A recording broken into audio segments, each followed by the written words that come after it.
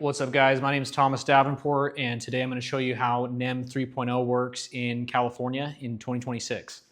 So, it's the same program that ran out in 2023. Best way to understand it is to first understand how NEM 2 worked, because that's almost always the perspective that any homeowner is going to have when you're talking about solar. So, what I like to do is just put it into context and ask people, hey, do you know anyone that has solar, that had solar before 2023? Oh yeah, my sister got it. Okay, when did she get it? 2022. Okay, so she doesn't have a battery. I'll make a statement like that. No, they don't have a battery yet. So if you go look around, all of the houses that have solar before 2023, they're just going to have solar. They don't have a battery. The way the program worked then is you would, just put solar panels on your roof. This is your house. Just put solar panels on your roof, and you would send the electricity to PG&E via the power lines, right? When PG&E received that electricity, which is called a kilowatt hour, that's the unit of power that you would be exchanging, they would give you a credit that has a 1-to-1 rate. So what that means is for every credit you give them, they'll give you one back. It's a 1-to-1 rate. It's a fair exchange of value, right? So that's how it worked before 2023 with NEM 2.0, is you would give your power to PG&E and there'd be a 1-to-1 exchange rate there.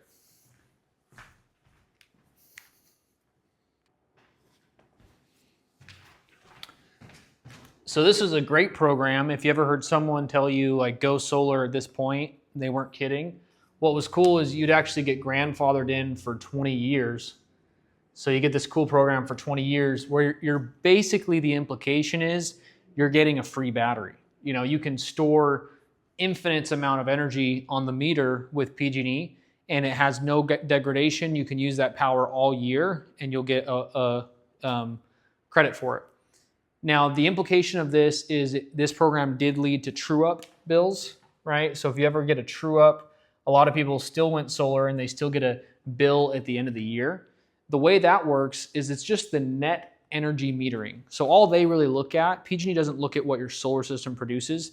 They just look at the net difference between what your home uses and what it produces. So all they'll see is, hey, you used more than your solar produced. We're going to bill you for that.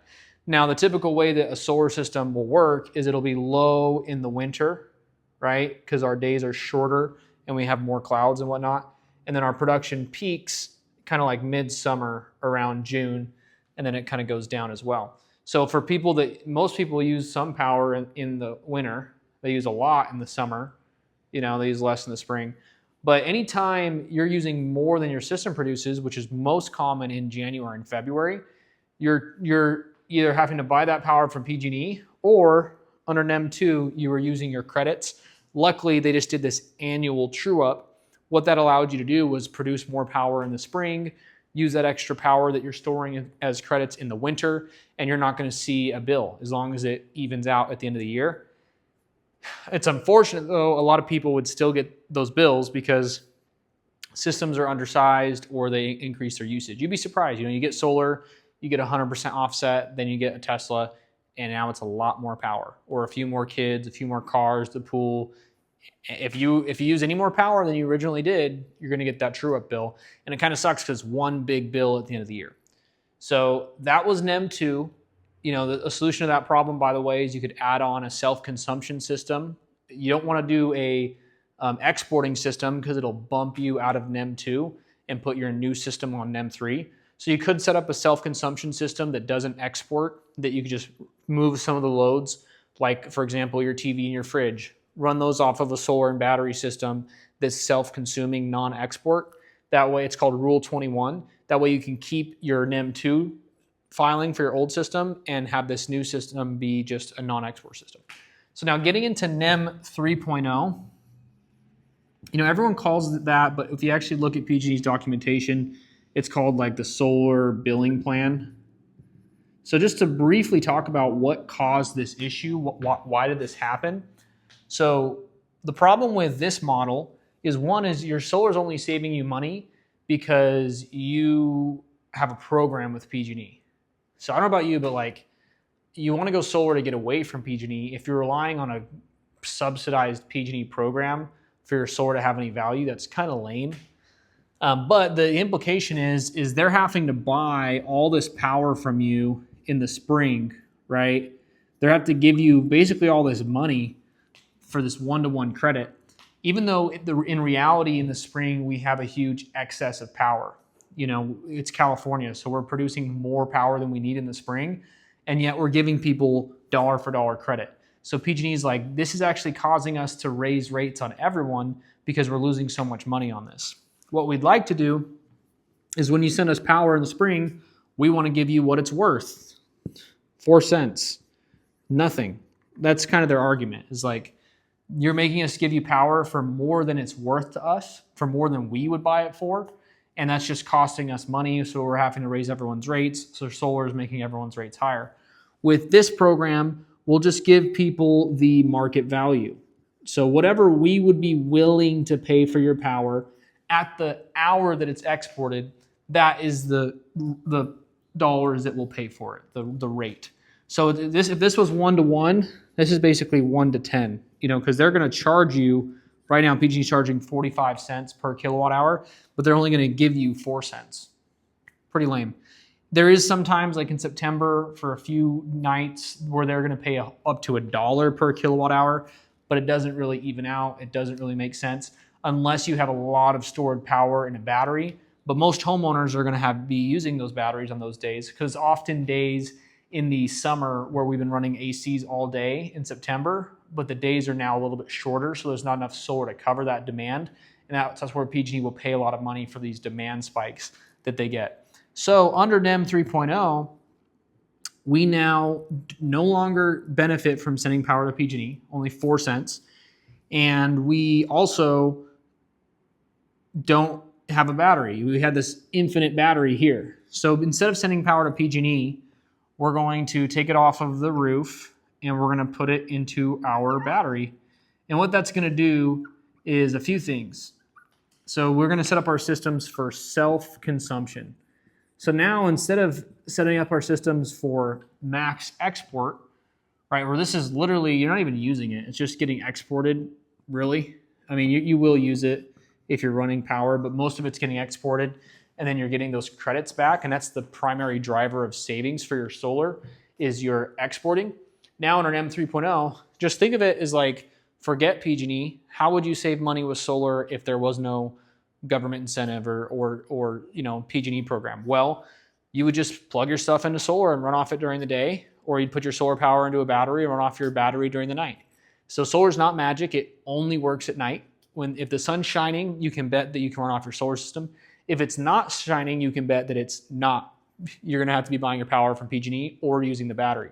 So proper sizing for a system, if you want to maximize your offset, is you want to have a 2-to-1 ratio of battery to solar. So if you have 10 kilowatts of PV, you want to have 20 kilowatts of battery.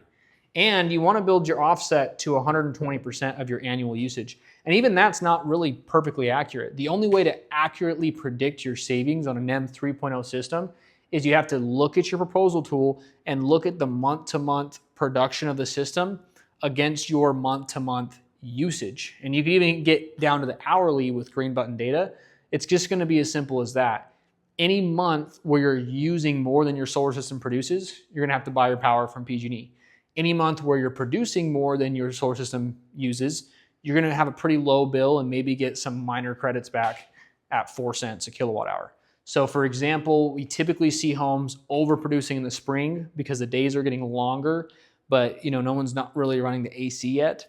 And we're underproducing in the hot summer months, at least in Fresno, maybe not so much in San Diego or San Francisco, where there's a bit more of a breeze. In Fresno, everyone's using so much AC that even their solar system can't keep up with it, and they can't bring their credits over. So you're going to get, what I typically see that look like, kind of like I was drawing here, is your production will be high in June. Maybe it's going to produce $600 of power. But if you're one of those families that uses $800, then you're going to pay for that deficit, right? You're going to use $800 of power, but your solar system's only going to produce $600. So you're going to have a $600 difference. So if you build it like this, where you're 120% offset, you have twice the batteries, I'm typically seeing a 90% bill offset, 85 to 90% is what I'd like to say in home. And the way I explain that is I'll say, look, if the sun's shining, based on this graph, you can expect to use your solar. If we're having a rainy day or a cloudy month, you're going to expect to be buying your power from PG&E. It's really important to set that precedent and that understanding and that expectation, right? Customers only care about expectations. Even if you build them a system, you could build a one-to-one system, which I've done for people. If I don't like to convince people to do anything. I'll say, look, do you want a battery? Well, why would I want a battery? Well, it's going to help you with your nighttime usage. How big do you want your battery to be? Well, how big would you recommend? I would recommend this. But if they want a smaller battery, what I'll do is explain to them how that's going to impact their bill. I'll show them the graph of, hey, well, that battery is probably going to run out by 3 a.m. and you'll have to buy your power from 3 a.m. to 8 a.m. Whereas if you had a bigger battery, it would do this, but a bigger battery is going to cost 10 grand. So it doesn't really matter. I don't think there's anything that's more moral as far as how you're sizing these systems, as long as you understand how they work and you're transparent with that and the homeowner knows what they're buying. The problem is, and this is kind of the solar scam going on right now, is the solar sales guys are selling these systems. This is what they were doing in 2023, 110% offset with a 1-to-1 battery. So a 10 kilowatt system with a 10 kilowatt battery. The implication of that is going to be like a 65% bill offset. So you're only offsetting 65% of their bill, but you're selling them like a bill match. You're building all this value. Oh, you're getting the battery. Oh, we're doing the solar too. It's going to cover your bill. Look, I built it out to 110% offset, but you're not actually looking at the savings. That's not going to cover their summer usage, their winter usage. The battery's not going to be big enough for a lot of those months, so they're only going to offset 65%. So for example, I met with a customer on Saturday. She has exactly this. She got a 10 kilowatt system with a 10 kilowatt battery. Her bill with PG&E was, PG&E was $350. And then as long as, that was PG&E before, they signed them up for this solar and their payment was $330 going up to $430. So, hey, your payment's gonna be $330. Oh, you're paying $350? That's so awesome. It's less and it's locked in, so it's never gonna go up. Lo and behold, they don't get their tax credit, so their payment does go up to the $430, right? And then on top of that, not only is $430 more than $350, but they're only covering 65% of their bill. So, $350 times 65, well, half of that would be $175. So they're probably averaging, and this is what they were, now they're getting a $230 PG&E bill, plus they're getting a now $430 solar bill. So they were paying $354. Now they're paying $430 plus $230, which is like $700. So this customer went from paying $350 to $700. So that's the implications of not knowing what you're talking about. So solar sales reps that are out setting appointments for some scammy closer that doesn't know anything about solar, and he just works on his sales moves all day and does roids and flexes, and he's wooing these poor single women into signing these deals. I think there's a duty that has to go out for sales consultants to actually understand solar, or for EPCs to govern this. And this is what's causing a really strict come down today in 2026, right? Financiers are a lot more strict. Homeowners are a lot more reluctant. They're skeptical because those sales guys were good looking and handsome and told them this magical story, and they ended up with this. So that's why, my setters might not like it when I'll tell people the truth, and some other closer will not tell them the truth. And they're like, well, you should have just said whatever it takes to close the deal. And that's the scarcity mindset that's going on in the industry right now. All these broke kids out hustling, trying to make money, and they get in home with homeowners and they don't have integrity. That's not valuable to them. All that matters is closing the deal, saying whatever it takes to get that deal along. So that's where you get a lot of the, filling out emails for customers, doing their welcome calls, signing their docs for them, not really being interested in them understanding the whole process because you don't want to overwhelm them and confuse them, and then they need to think about it, right? So where is the middle ground here of where we can provide a real service and it still really help homeowners. So for example, with my system, this guy's paying $350 to PG&E. I would have set him up with a 12 kilowatt, so slightly bigger solar system with a 20 kilowatt battery, and we would have offset 90% of that 350. So that 90% they would expect to pay PG&E. Their new PG&E bill would be effectively $35. This is like a 120% offset with twice the size of battery, assuming they're not using too much in the winter or in the summer. It really depends on every customer. But there are a lot of customers that really, they don't use a lot in the winter. They just use a lot in the summer, and that this works for where it would actually play out this way. The only way to be for sure about it is you show them the month to month. They can compare the production to the usage. But your new PG&E bill is going to be about $35, not zero. It's important to understand that. What it's really going to look like is $15 in the spring, and then you'll get like a $100 bill in the summer and in the winter. But a property system would cover that. So that means that I need to price this. One is I wouldn't sell them some product that goes up. And that's another part of the thing is solar sales guys will say, oh, it's going to go up to $430. Don't worry about it. Well, I'm not a tax professional, but that's what I'll tell you. It's not that hard. You should tell customers the truth. It will go up if you don't get the tax credit. Call your tax guy. Let's see if he does. Or like, how much income do you have? Is it W-2? It's not that hard to help homeowners educate themselves so they can come to a conclusion about the tax credit. Just use AI and have the homeowner ask some questions to really find out what's your income. Is it self-employed or W-2? How much do you actually pay in taxes? How much are you already writing off with your kids? Because you might not be paying. That was these guys. They're actually making some money, but they had enough kids that they were writing everything off. So they weren't really paying any taxes. They were getting back all of their tax return already. So $35 plus. I probably wouldn't sell it for, I wouldn't sell a $350 at a $330. It's probably going to be like a $280 for me. So I'm like, hey, the solar bill, and you can do this in California. You can still come in so much less than what they're paying, even though they're still going to be paying PG&E, because the rates are 45 cents. So coming in with the properly sized system, you're going to have a solar bill that's $280, plus you're going to pay PG&E about $35. So now all in, you're looking at like $315. And it wasn't easy to add that value. I had to add 10% more panels, which is expensive, probably cost me $4,000 to add in there. I had to double their batteries, which in most cases is going to cost me another $10,000. So what I had to do was lower the price, $30 less, and add in $14,000 of adders to my deal, which means I'm only going to make maybe $3,000 or $4,000 on the deal instead of what this guy, he probably made $22,000, right? And that's the problem with the solar industry is he was highly motivated to not do the customer correctly. And what they don't realize, and I'm speaking to you solar reps right now, what you don't realize is that you can't take, there's a law written before the world was in the universe, just a written law, do no harm. You can't write a deal and make $22,000 and leave someone with debt and leave them in a bad position. Even if you think, oh, I just wasn't properly educated, then you shouldn't be closing solar. You have a duty to do no harm. And you can't just do no harm based off of the information you've been told. You have to do no harm to the best of your capability. And even if you did it to the best of your capability and you still did harm, you will still pay the karmic consequences. There's no getting away from this. It has to be paid. The debt has to be paid. So this customer, this homeowner, this sales rep, I don't think they were evil. I think that they caused harm, and that was because of a lack of education.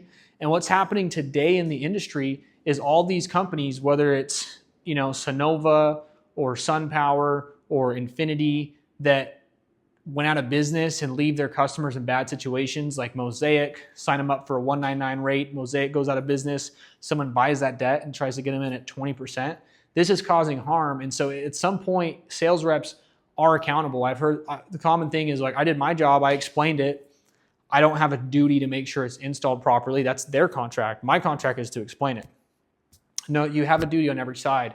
If you keep chasing low red lines and some magical man that's going to tell you that you deserve to make $22,000 on a deal, don't be surprised when you're actually setting people up with companies that are going to go out of business because they're spending their warranty money on sales commissions, and it's all a Ponzi scheme. So anyways, I don't want to damage anyone too much, but point being is that there is a way to do this properly. Helping this customer properly was super rewarding, and I was able to make money and justifiably provide for myself and take care of my family. And without causing harm, I get multiple karmic benefits long term versus causing harm. And I would just invite everyone to get educated, make sure they understand what they're getting into. Sales reps, if you're going to sell solar, make sure you understand what you're selling. This isn't rocket science. Take some notes, ask some questions. You can ask questions below. I will help you with it. If you want to sell solar ethically for a great company, then come out to Bright House. We'll show you exactly how we do it. We really are a Christ-centered business. I'm not saying I'm perfect, but I'm saying that I'm doing everything I can to have a Christian-focused business. I absolutely believe in solar. Like, this is the sun. This is the Son of God, but this is also the sun, right? Like, we can get our power from the sun. How amazing is that? How dumb would we have to be to mess that up? How dumb would we have to be to not provide a better solution to homeowners than PG&E, who's charging them $1,000? So it's a great opportunity, and it's a great opportunity for homeowners to save money if they can find a company we trust. And my goal has been, over the last 5 years, walking away from commissions, going into actually making customers happy and focusing on customer satisfaction, is that customers can start to define a brand that they want to go with, and they can start to recognize, hey, it's not solar that's broken, it's these people and these companies. This company has a good reputation. It's not that hard. That's another thing I'll create a video about, is teaching homeowners about how do you identify if you're working with a scammy company. Look at their CSLB license. How many open investigations do they have? Honestly, that'd probably filter 80% of them, and then we can kind of go from there. But peace out, guys. Have a good one.